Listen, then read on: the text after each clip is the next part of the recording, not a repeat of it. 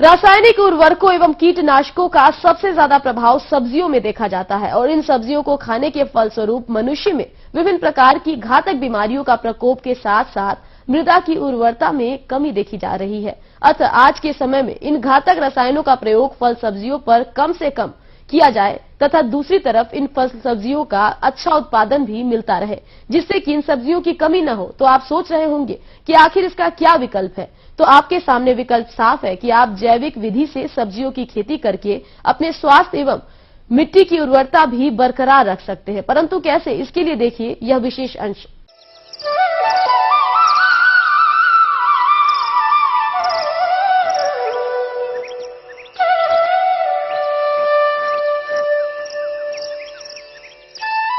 सब्जियों की जैविक खेती, उत्तम आय एवं स्वास्थ्य। सब्जियों की जैविक खेती से तात्पर्य है खेती की ऐसी पद्धति जिसमें पर्यावरण को स्वच्छ व प्राकृतिक संतुलन बनाए रखते हुए मिट्टी, वायु एवं जल को बिना प्रदूषित किए और रासायनिक उर्वरकों, कीटनाशकों, रोग व फफूंद नाशकों, खरपतवार नियंत्रकों का बिना प्रयोग किए दीर्घकालीन व स्थिर उत्पादन लिया जा सके। यह पद्धति वर्तमान कृषि रासायनिक कृषि की अपेक्षा सस्ती, स्वावलंबी एवं स्थायी है। वास्तव में देखा जाए तो हमारा भारतवर्ष एक कृषि प्रधान देश है और आज भी 65 से 70% जनता के जीविकोपार्जन का मुख्य आधार खेती ही है। सन 1960 के दशक में खाद्यान्न के क्षेत्र में आत्मनिर्भर बनने के लिए देश में हरित क्रांति आई। हम आत्मनिर्भर अवश्य हो गए, परंतु परोक्ष रूप से हमारी धरा का बुरा हाल है।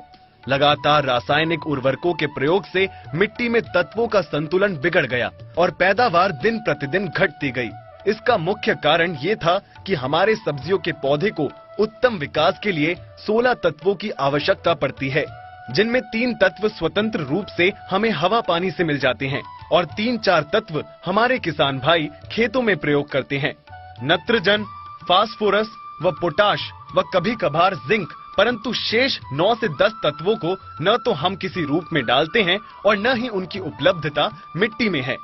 कारण कि सदियों से खेती करते करते इन शेष तत्वों कैल्शियम, मैग्नीशियम, सल्फर, जस्ता, बोरोन, तांबा, लोहा, क्लोरीन, मॉलिब्डेनम का भंडार अब समाप्त सा हो गया है और मृदा का यह नियम है कि इन 16 तत्वों में से यदि एक भी तत्व की कमी है तो पैदावार स्थिर रह सकता है, उसमें बढ़ोतरी नहीं होगी, चाहे अन्य उर्वरक कितना भी अधिक प्रयोग क्यों न कर दिए जाएं। मृदा वैज्ञानिक लेविक का कहना है कि जो तत्व मृदा में सबसे कम होगा वही पैदावार निर्धारित करता है। अब प्रश्न यह उठता है कि ऐसा कौन सा उपाय किया जाए कि सब्जियों की पैदावार में वृद्धि हो।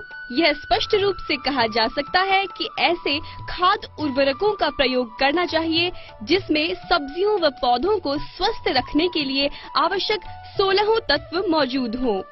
रासायनिक उर्वरकों में ऐसा कोई नहीं है जिसमें ये सभी तत्व एक साथ मौजूद हों और 16 तत्वों को अलग अलग प्रयोग करना भी संभव नहीं है। ऐसी परिस्थिति में कार्बनिक खाद, जैविक खाद ही एकमात्र विकल्प है जिनका प्रयोग कर हम आवश्यक सभी तत्वों की आपूर्ति कर सकते हैं।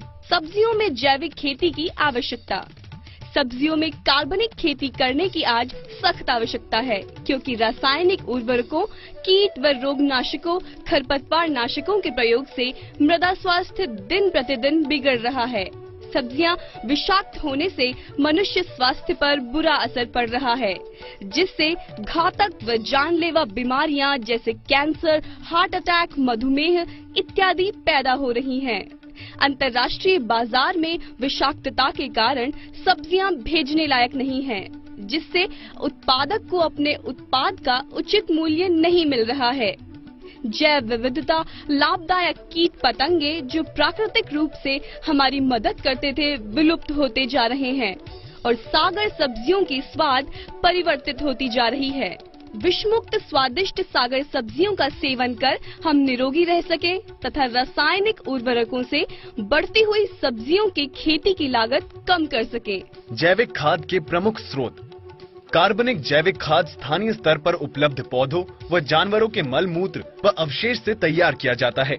इनमें मुख्य रूप से गोबर की सड़ी हुई कंपोस्ट, केचुए की खाद, नेडप कंपोस्ट, हरी खाद, विभिन्न प्रकार की जालियां, जैव उर्वरक, चीनी मिल से निकली प्रेस मड, सीवेज से निकला उपचारित स्लज, गलीचा बुनाई के बाद बचा कतरन, बायोडायनेमिक उत्पाद, ऋषि खेती, अग्निहोत्र इत्यादि हैं। इनके साथ साथ इनके निर्माण की स्थानीय स्तर पर जानकारी भी आवश्यक रूप से होनी चाहिए, ताकि कंपनियों द्वारा उत्पादित रासायनिक खाद उर्वरकों पर निर्भरता समाप्त हो सके। सब्जियों की जैविक खेती के मूल सिद्धांत।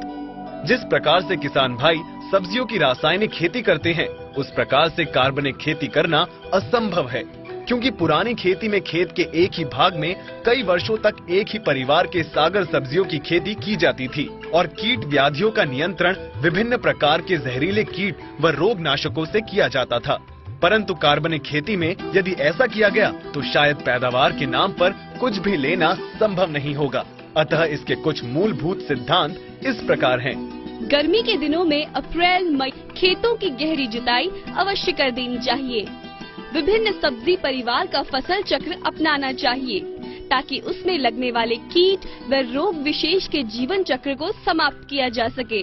रोग एवं कीट अवरोधी मुक्त सब्जियों की किस्मों का चुनाव करना चाहिए, ताकि उनके नियंत्रण के लिए हानिकारक जहरीले रसायनों का प्रयोग ही न करना पड़े।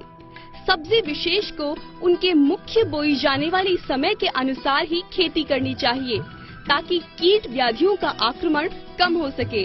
कीड़ों को आकर्षित करने वाली फसलें सहफसली खेती के रूप में लगाना चाहिए, ताकि मुख्य फसल बर्बाद होने से बच जाए। उदाहरण के रूप में टमाटर के प्रत्येक 6 कतार के बाद 1-2 कतार गेंदे के फूल लगाना चाहिए। गोभी वर्गीय सब्जियों के साथ सरसों या चाइनीज पत्ता गोभी लगानी चाहिए। जहाँ तक हो सके